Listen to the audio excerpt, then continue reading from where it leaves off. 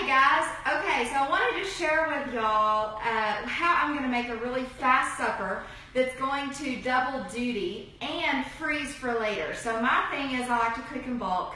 I like to pre-cook some meats and things that I can use multiple ways, but also add extra for the freezer. So there's 1 week a month, I don't ever have to cook it all that week. Or if I go out of town, Tracy's got stuff he can pull out of the freezer easily and reheat for himself. So tonight's one of those nights. It's super hot, and I know that I'm not going to want to cook several times this week. So I'm going to cook, if you're going to do the work, do a bunch of work in one day and get it over with. So what I've done is I've ground up, or cooked a bunch of ground lean beef. Well, actually this is venison, but you can use ground lean sirloin, either way. I did 2 pounds here, and I did add a little kosher salt, black pepper, and garlic. That's your just basic seasonings that you can twist for Italian, Mexican, different foods that way. It'll just season the meat and allow you a lot more versatility than maybe adding all taco seasonings to it, and then you're kind of stuck with Mexican flavors. So that's what I've done so far. I'm going to make pasta. We're not big pasta eaters, but we do like it every once in a while, do spaghetti. And that's why I gave y'all my 5-minute tomato sauce. This is so simple and you don't have to cook it. Even better. It freezes really well. I will just put it in a baggie, left over in a baggie, and throw it in the freezer and of course label it. But it just makes literally in 5 minutes. It's a wonderful dipping sauce, pizza sauce, spaghetti sauce, and it should be things that you already have in your pantry. That's a recipe that's going to be included in my upcoming cookbook, so y'all watch for that. I'm going to be sharing a few of those to give you a taste of what's going to be in there.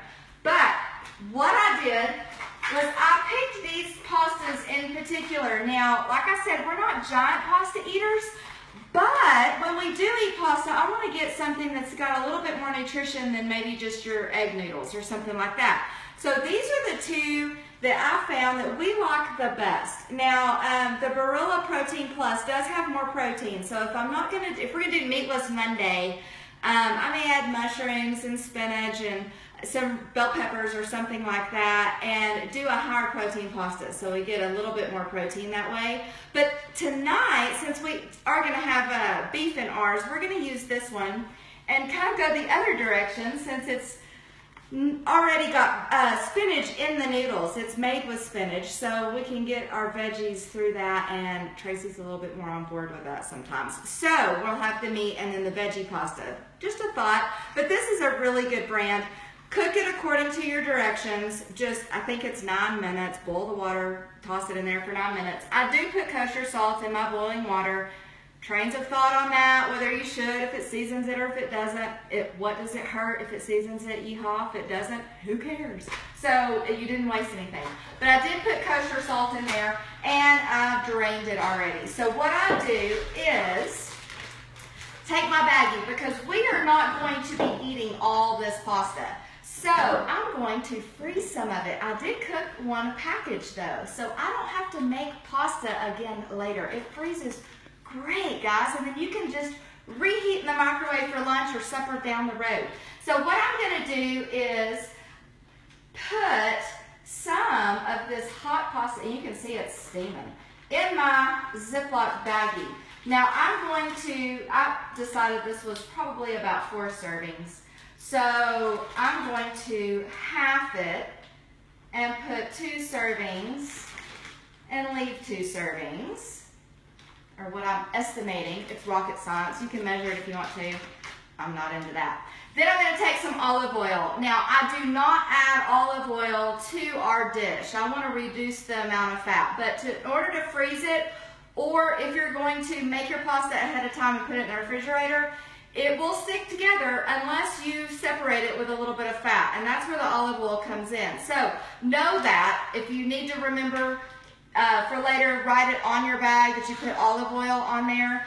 I know that I did that, so I don't have to write that on there. But if it's new to you, write it on there so you remember. And then that's going to dictate kind of what I'm going to put together with this pasta. I may not put fatty meat or something else fat in there because I've got the olive oil as my fat and I don't want it super high in calories. But I'm just going to drizzle a little bit. Now it may be about a tablespoon of olive oil in there, and I'm gonna kind of squish it around so everybody gets the loving and you don't have a big ball of mushed up pasta on the bottom and then everybody's separated at the top, right? You want it to all kind of float down there. It's best to do this too when it's warm, just like I'm doing, because the pasta will absorb that flavor really well and the starches have not kind of come back together and made it start sticking already. So if you wait till your pasta's cool to do this, it's still gonna stick. Sorry about it. So just do it immediately. Plan ahead, have everything ready to go. It's 9 minutes to get your baggies and your olive oil and all of your stuff together for that. Now from here, I'm just gonna make sure I don't have any air in there. So, you know, do your little trick where you do it part ways, squish all your pasta at the bottom and roll it so you don't have any air. Now it's pretty sealed. I'm gonna toss that in the freezer for later. I'm also going to do the same thing with my meat here. Now, again, I said I seasoned this with kosher salt, black pepper, and garlic, so it's just basic. I can go anywhere from here. If I want to make tacos later, which we are going to do this week. Oh, the sheet pan nachos, y'all seen that video? If you haven't, log on to YouTube and look up that video. That is exactly what I did for the sheet pan nachos too, but I will add taco seasonings.